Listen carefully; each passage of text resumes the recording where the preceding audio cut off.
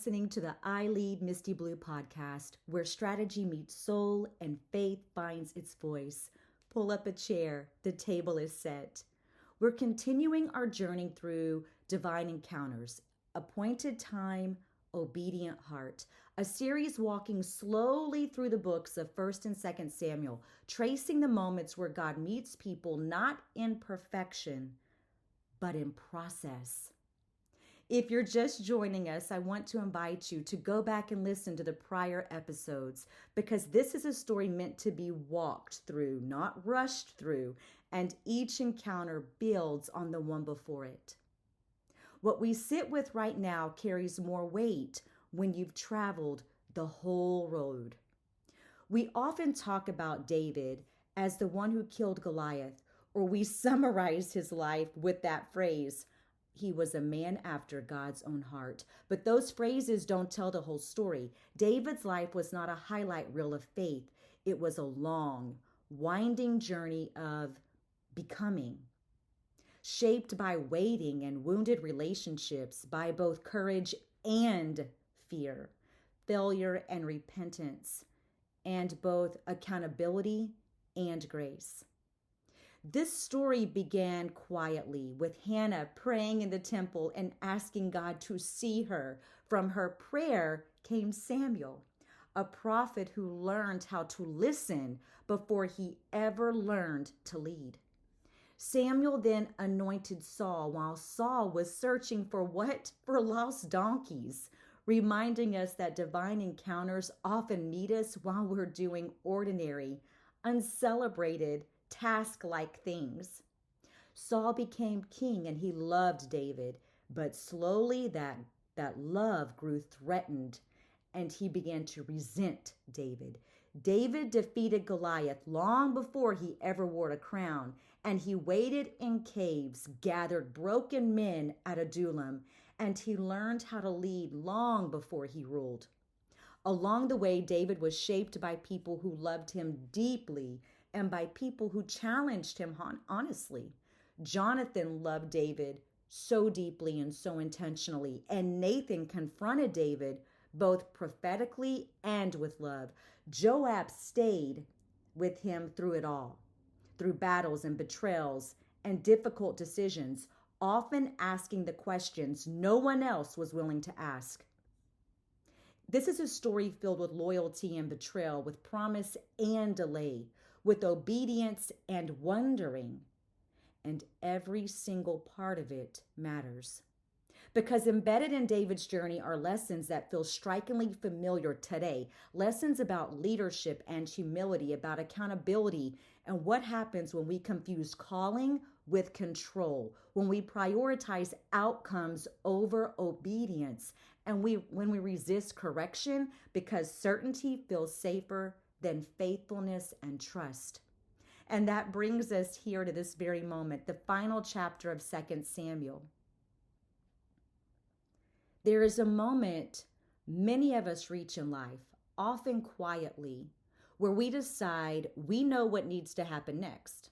Not because God has spoken clearly, but because the outcome simply makes sense. The numbers, they add up, and the plan, it feels responsible.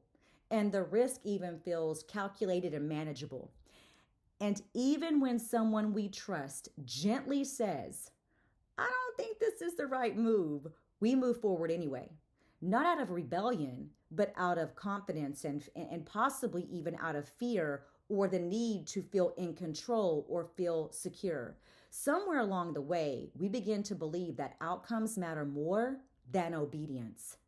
And this is where we are in this moment, because the final chapter of 2 Samuel doesn't end with David's greatest victory or even his most public failure.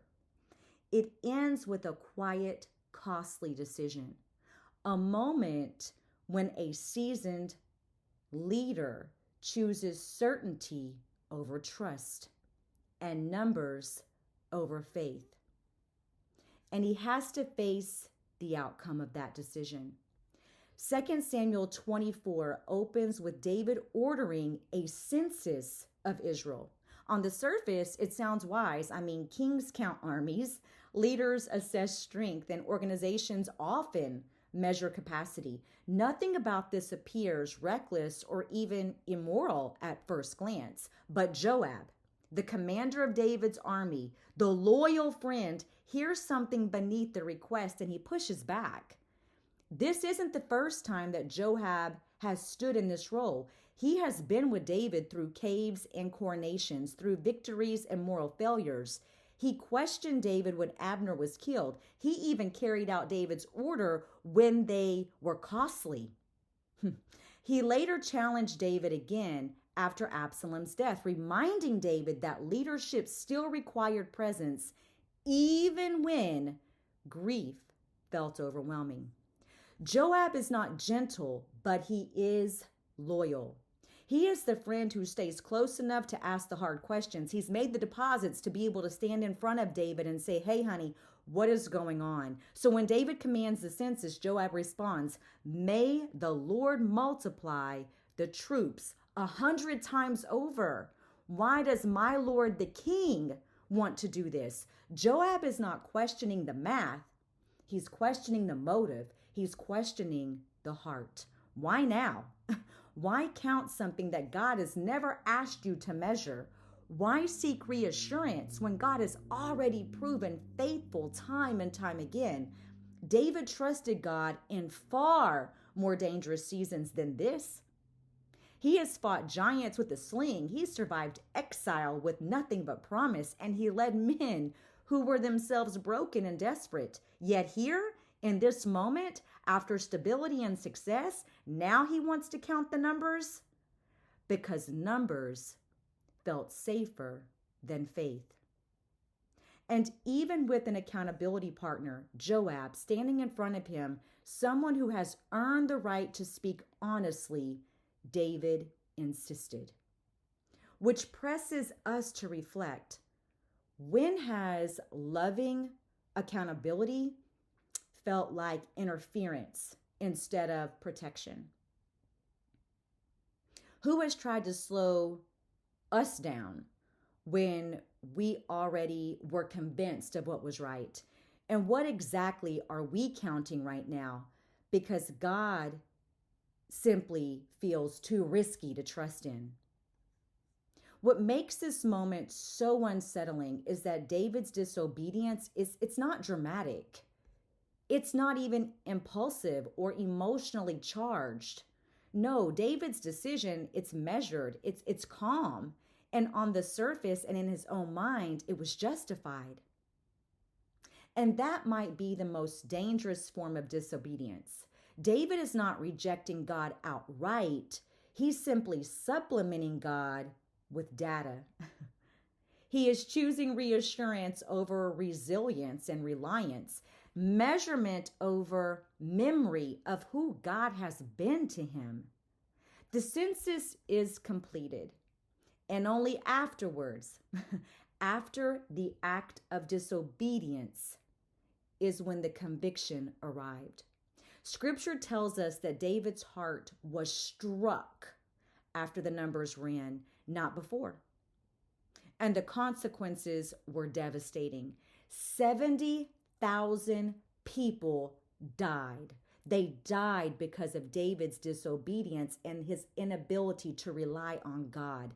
Not because David was cruel, but because his fear led him to prioritize certainty over obedience. Because leadership decisions rooted in insecurity never, ever remain contained. And this is where the story asks something of us. Who carries the cost of my own need to feel in control? Who is affected when I choose outcomes over obedience? And what ripples extend beyond me when fear, not faith, drives my decisions? As judgment approaches Jerusalem, David finally breaks. He doesn't defend his reasoning for the census. He doesn't even explain away the choice that he made.